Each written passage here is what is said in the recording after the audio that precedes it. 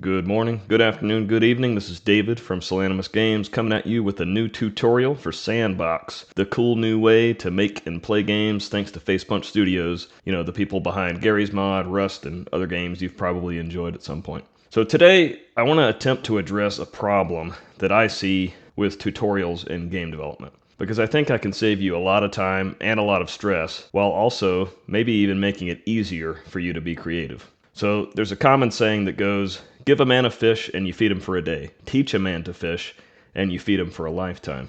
Now obviously tutorial videos are helpful. I've watched a lot of tutorial videos myself. The thing is, it's best to avoid having too much dependence on tutorials for specific implementations. Don't worry, I'm still going to be making more tutorial videos about specific things, but today I want to share with you my fairly basic, simple, straightforward process for how I learned to do what comes to my mind in s&box, so you don't really need my tutorials anymore. Before I start with the steps in the process, I want to point out a really good starting point that helped me a lot, or something that can be nice to do even if you've already made a few things in s&box. Facepunch has released several open source s&box projects for people to open in the editor and see how they implemented certain features. So the project folders can be downloaded from GitHub and then opened locally on your computer. And this is helpful just to understand sound ways of implementing and structuring your game scenes, your assets, and your code.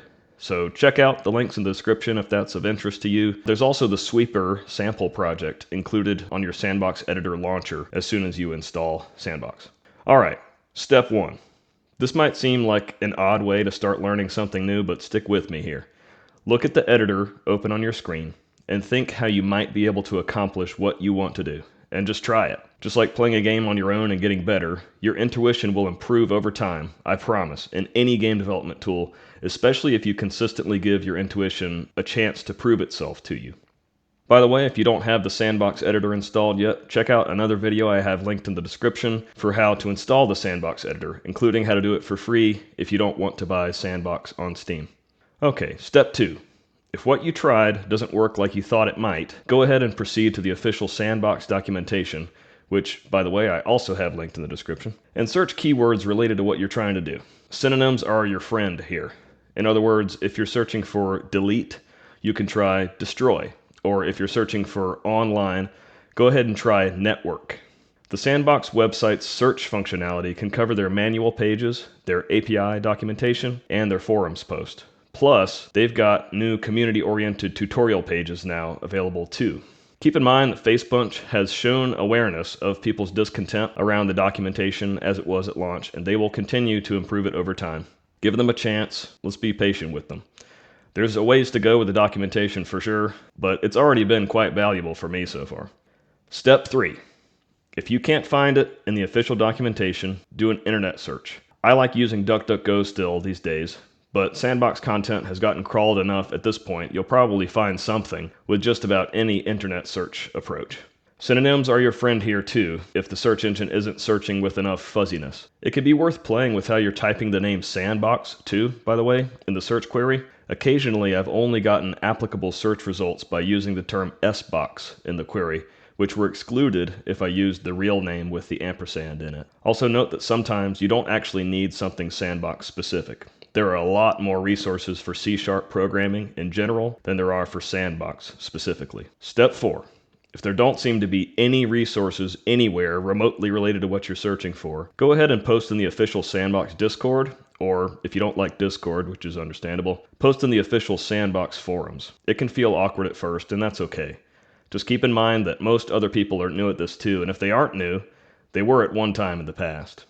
I'm relatively experienced in game development after these 15 years, and I still sometimes find myself very confused about how to do what I think should be really basic stuff. There is absolutely no harm whatsoever in looking it up online, especially since tools update so often these days. What was once best practice might no longer be a good idea. What was once a common API might be totally different now, and so forth. So don't burden yourself with expectations of having to know everything or memorize everything, when really it's mostly unnecessary and kind of a waste of time to try to approach game development that way. Alright, finally, step 5. This is optional, but recommended.